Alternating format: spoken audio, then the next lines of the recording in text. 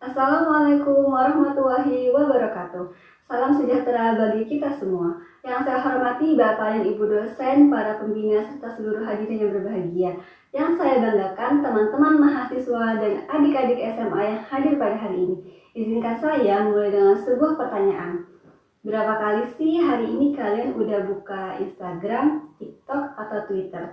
Dan pada saat kalian melihat teman-teman yang sudah wisuda, memiliki perusahaan besar, atau memiliki ribuan followers, pernahkah muncul di pikiran, sepertinya aku tertinggal, sepertinya aku belum cukup berhasil, atau aku terlambat untuk memulai? Jika pernah, kalian tidak sendirian. Perasaan itu disebut FOMO atau Fear of Missing Out, yaitu ketakutan akan ketinggalan. Hari ini saya akan membahas bagaimana FOMO mempengaruhi kesehatan mental, keuangan kita, serta bagaimana cara mengatasinya. Teman-teman, FOMO adalah kondisi ketika seseorang merasa cemas karena menganggap orang lain merasa menjalani kehidupan yang lebih baik daripada dirinya. Media sosial memperkuat kondisi itu, karena yang kita lihat setiap hari hanyalah bagian terbaik dari kehidupan orang lain. Yang membuat FOMO berbahaya adalah cara kerjanya yang perlahan. Sedikit demi sedikit kita mulai melihat diri berdasarkan pencapaian orang lain.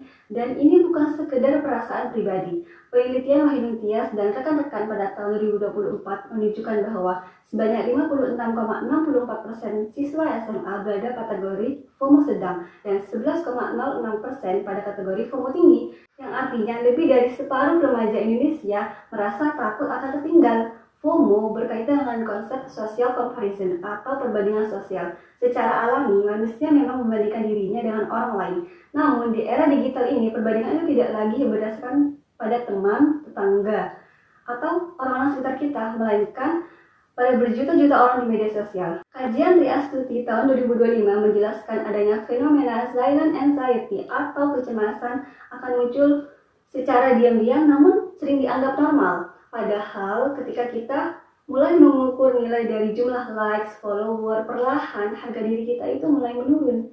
Penelitian lain pada tahun 2025 juga menemukan bahwa 31,9% kondisi kesehatan berkaitan dengan pola penggunaan media sosial yang intens. Dengan kata lain, cara kita menggunakan media sosial memiliki pengaruh nyata terhadap kesehatan mental kita.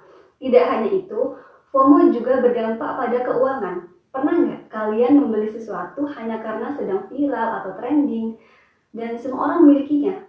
Penelitian yang dipublikasikan oleh Fatana Jurnal Psikolog Ar-Raini tahun 2025 menemukan hubungan yang kuat antara FOMO dan perilaku impulsif buying dengan korelasi sebesar 0,827. FOMO mendorong kita untuk membeli barang yang bukan kebutuhan kita, melainkan karena takut tidak mengikuti tren. Lalu, apa yang bisa kita lakukan? Pertama, self-comparison, yaitu berbelas kasihan kepada diri sendiri. Setiap orang memiliki waktu, tantangan, dan perjalanan hidup yang berbeda-beda. Kedua, digital mindfulness, yaitu menggunakan media sosial secara sadar. Batasi waktu scrolling, kurangi mengikuti akun-akun yang membuat kita merasa tidak cukup. Dan kita bisa memanfaatkan waktu penggunaan layar. Ketiga, ukur keberhasilan berdasarkan perkembangan diri sendiri. Bandingkan diri kita dengan diri kita yang kemarin, bukan dengan orang lain. Teman-teman, FOMO adalah kondisi psikolog yang nyata. Ia dapat mempengaruhi kesehatan mental, menurunkan harga diri, dan mendorong perilaku konsumtif. Namun, FOMO dapat dilawan dengan self-comparison, digital mindfulness, dan keberanian untuk mendefinisikan kesuksesan menurut standar kita sendiri. Ingatlah, kalian tidak harus memiliki segalanya sekarang. Media sosial hanyalah jendela kehidupan orang lain, bukan ukuran nilai diri kita.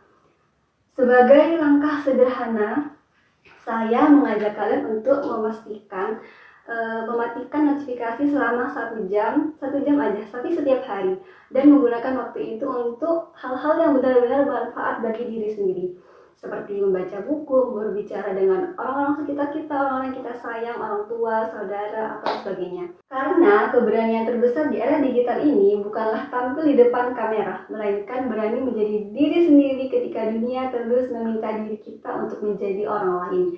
Demikian yang dapat saya sampaikan. Terima kasih atas perhatian teman-teman sekalian. Kurang lebihnya, wassalamualaikum warahmatullahi wabarakatuh.